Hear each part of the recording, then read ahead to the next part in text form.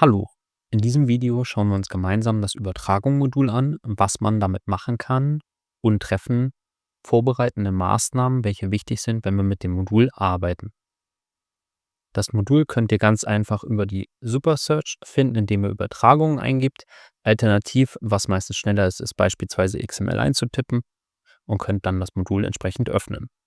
Grundsätzlich wird das Modul verwendet, um automatisch Belege zu exportieren oder zu empfangen, als auch Informationen mit anderen Drittsystemen auszutauschen. Ein Paradebeispiel dafür ist beispielsweise eine Fulfillment-Anbindung, wo wir einem externen Lager von uns mitteilen möchten. Dies sind die Aufträge, die verschickt werden müssen, und wir erhalten dann im gleichen Zuge als Rückmeldung eine Tracking-Information und synchronisieren die Lagerzahlen. Das ist ein bisschen so ein Standard-Case, aber man kann natürlich auch andere Use Cases hiermit abbilden. Grundsätzlich ist das Modul relativ einfach gestrickt. Das heißt, ihr habt eine Übersicht, wo ein Monitor drin ist. Das heißt, ihr seht, was passiert nicht, beziehungsweise wenn ihr Fehler bekommt, seht ihr die hier aufgelistet. Und dann habt ihr zusätzlich noch den Reiter Accounts, in dem ihr Accounts anlegen könnt. Das werden wir auch noch entsprechend im nächsten Video dann gleich machen.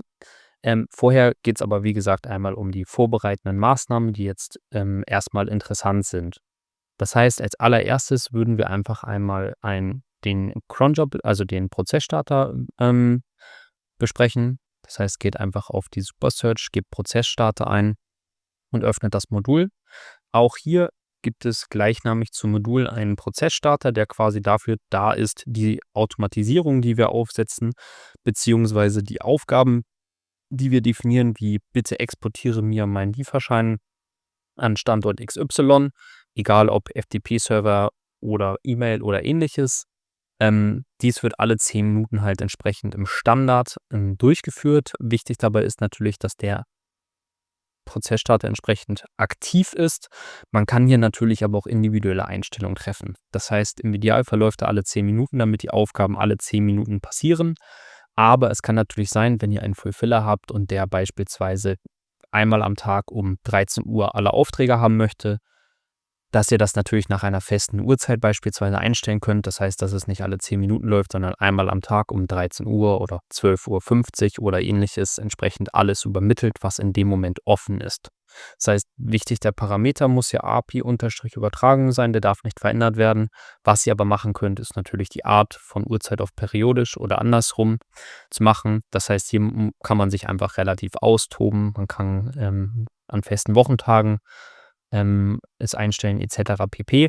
Das heißt, ihr könnt auch denselben Prozessstarter mehrfach haben. Das heißt, ihr könntet jetzt für jeden Wochentag einen Prozessstarter haben, der Übertragungsmodul heißt, der dann am Montag um 13 Uhr, Dienstag 13 Uhr und so weiter die Aufgaben durchführt. Das kommt dann immer ein bisschen auf euren individuellen Prozess drauf an.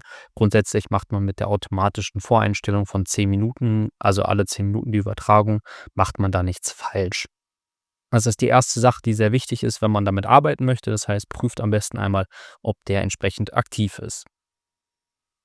Die nächste Sache, die wir definitiv benötigen, um mit dem Modul zu arbeiten, sind API-Accounts. Das bedeutet, wir geben einfach einmal API hier ein und öffnen das Modul API-Account.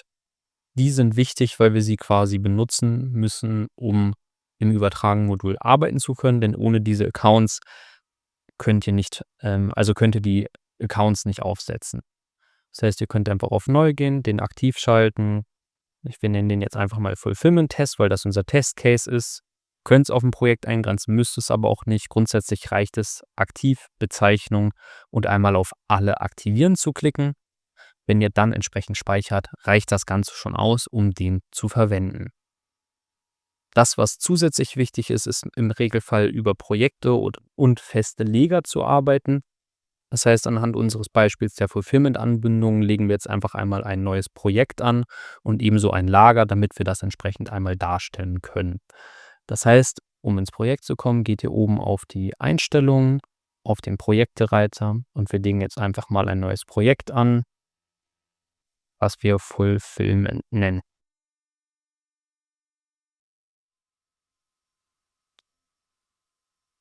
So, das war es dann entsprechend auch schon mit dem Projekt. Natürlich nicht vergessen, hier in den Einstellungen Logistik, Versand entsprechend eure Lagereinstellungen zu treffen. Das würde ich jetzt hier einfach einmal überspringen. Dafür gibt es ein separates Video, was ihr euch entsprechend anschauen könnt, wo diese Sachen entsprechend beschrieben sind. Als nächstes ist es wichtig, dass wir, wie gesagt, ein Lager anlegen, weil wir möchten natürlich den Use Case jetzt darstellen, dass wir ein externes Lager haben, was für uns Ware verschickt. Das heißt, wir legen jetzt einfach nochmal zusätzliches Lager an, was Fulfillment heißt. In dem Szenario macht es auch meistens Sinn, den Projektfilter hier zu setzen. Und natürlich müssen wir auch ein Regal anlegen, weil wir ansonsten, so nennen wir es Fulfillment 1, weil wir ansonsten keine Bestellungen buchen können. Das war's auch schon mit den vorbereitenden Einstellungen. Wir sehen uns im nächsten Video wieder, wo wir dann einen entsprechenden Account anlegen und die entsprechenden Einstellungen im Übertragen-Modul treffen.